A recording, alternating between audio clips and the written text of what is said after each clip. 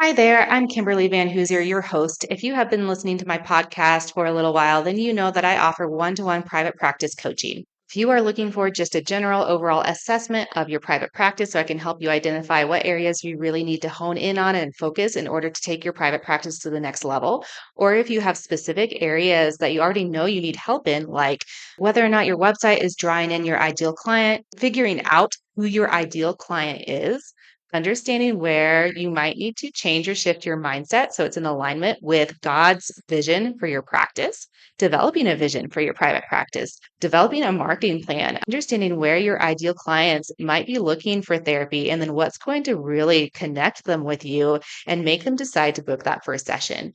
If you're needing help with your policies and your processes so your client has an excellent experience from the time they come across your information to the time that they end termination, then I can help you determine what action steps you need to take to get there.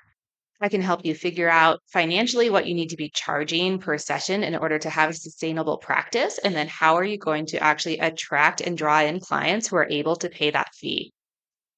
Now, keep in mind that we only have 60 minutes for a coaching session. So it's best to kind of figure out beforehand what is the one thing that you really want help with so we can take care of that really well. And then if we have time, we can move on to the other ones, or you can always book a follow up call with me to continue working on the different areas of your practice where you need some help.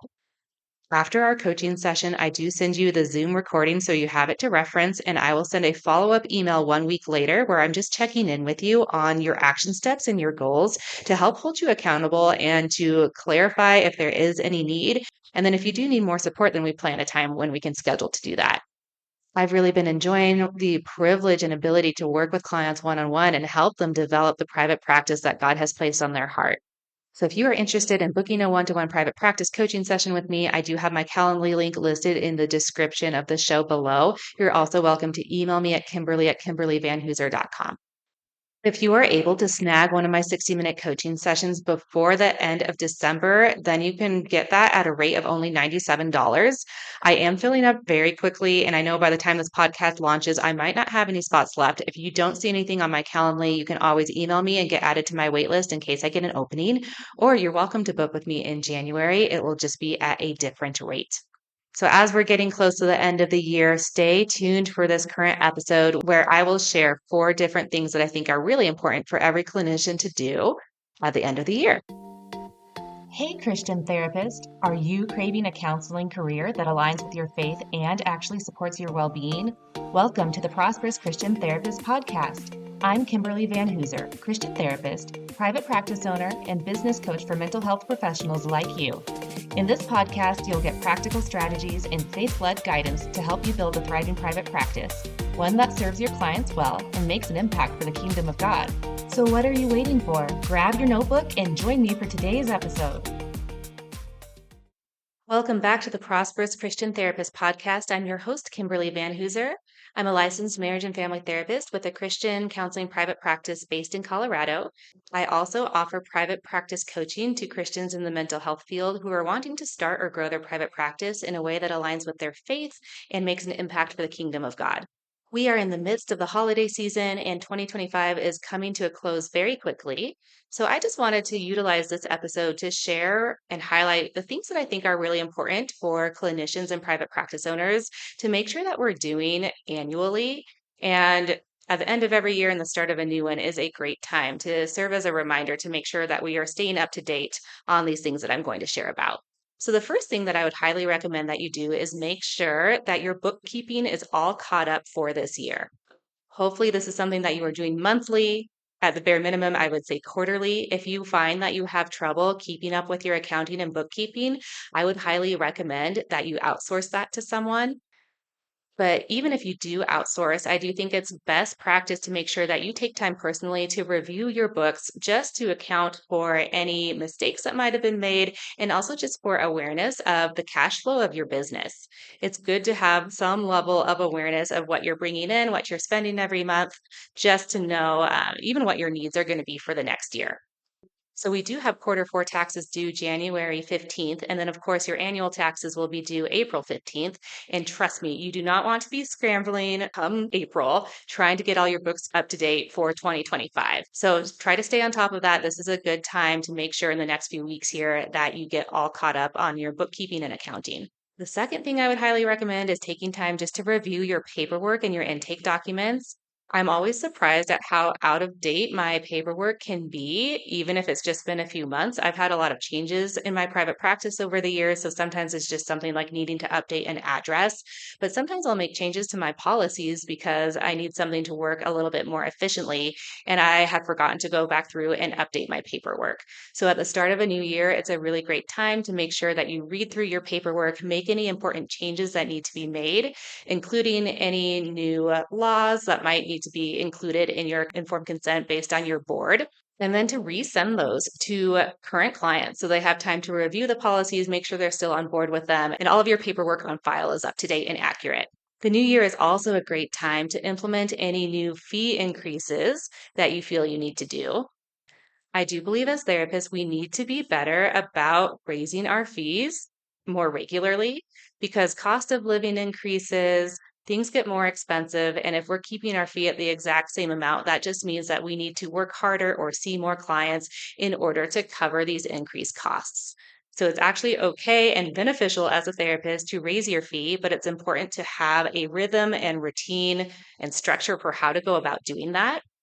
I am a big fan of having some sort of annual time where once a year, you know, this is when you're going to raise your fee and you can include that in your paperwork. I think it's a good practice for therapists to annually assess their fees and if they need to make increases, to have permission to do that. Obviously, you want to provide your clients with enough notice, and especially for current clients, if they have any sort of feelings or they're going to have a struggle with that fee increase, then that gives you time to plan appropriately and to have those discussions. When you raise fees, you don't have to do it necessarily for all of your clients. I've done it before where I just increase it for new people who are coming in and I keep the rates the same for my current clients. Or if I have a client who's struggling financially and I know that even a $5 or $10 increase is not going to be beneficial for them, then that might be something where I let them maintain a certain rate while I increase it for other people. But the new year is a great time to assess and to send out fee increase notices. I like to provide my clients with a minimum of 30 days notice. Usually I try to give them a 60-day notice. So that's something where you have to kind of backpedal and make sure that you are allowing enough time for clients to adjust to this fee increase notice. But regardless, you can always start in January for new clients with your increased fee. And if you're late in sending out fee increase notices, you can always increase the fees for clients starting January 15th or something like that. And I think another really important thing to do at this time of year is just to reflect on the past year. Where have you come from? What have you been able to accomplish and do? What are you grateful for? And then what are the areas where you're hoping to see continued growth, where maybe you have goals that weren't quite met yet? So take time to reflect on the past year and then vision cast and set goals for the next year. What would you like to see happen in 2026? What goals do you want to implement? What would you like God to do in your practice? I love to journal at the end of every year and just have time of reflection with the Lord, both for my business and as well as for my personal life about what all He has done. And then I continue to dream with Him about what He wants to do in the next year. And I always like to imagine and think about what am I going to be thanking God for 1 year from now when 2026 is drawing to a close. There's been so much for me personally that has happened in 2025, so much change. And so it's always kind of cool to think about how much more change could happen in the next year. What more can He do? Or I'd probably be content with a little bit of more normalcy and stability in my life as well in the next year. But regardless, take some time just to sit with the Lord and thank Him for what He's done. If you are brand new at private practice, maybe 2026 is the time that you're going to be launching your business. Get excited, get ready. And then if you are in the midst of private practice, just thank Him for the process that you're in. Private practice can seem like a process that is so slow when you're in the midst of it, but one day you're going to look back over the years and see how much fruit has come. And you're going to be so grateful that you stayed in it even when it felt slow. So, just to summarize, the four things that I mentioned in this podcast that are important to take into consideration right now is to number one, get caught up with your accounting and your bookkeeping. This is something that can be easy to neglect throughout the year, but once tax season rolls around, trust me, you do not want to be behind on this. So make some time, carve some time in your schedule now to make sure that gets taken care of. The second one is to make sure that you review your paperwork, make sure everything is up to date in your informed consent, make any changes that you would like to on your intake documents. So that is all ready to go. And in the new year, send that out to new clients as well as your current clients to make sure that they are all current and up to date. And then the third thing is to make sure you take time to assess your fees. If you need to make any increases, which I would highly recommend doing at least once a year to make sure that you are accounting for increased cost of living, send out notifications for your clients so they are prepared for the fee increase. And if you have to do any sort of planning with them, that you have time and space for that. And then the fourth one is to just reflect on the past year and set goals for the new one, taking time to dream with God and to really envision what you want to see Him do and what you want to focus on in the next year.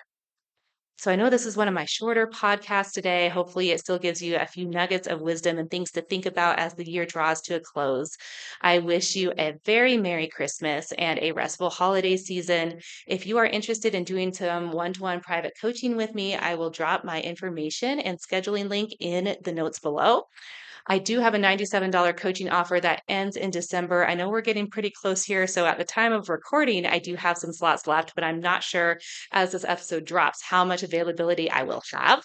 But please take a look at my calendar. If you don't see anything, you're welcome to email me. I can see if I have any ability to fit you in before the year ends, or we can get scheduled for January. Thank you so much for taking time to listen today, and I look forward to having you with me next time. If you found value in today's episode, would you leave a written review on Apple Podcasts? It helps other faith-led clinicians like you find the show. And don't forget to join my free Facebook community, Start and Grow Your Private Practice as a Christian Therapist, where you'll join other clinicians for encouragement, accountability, and free tips and support. See you there.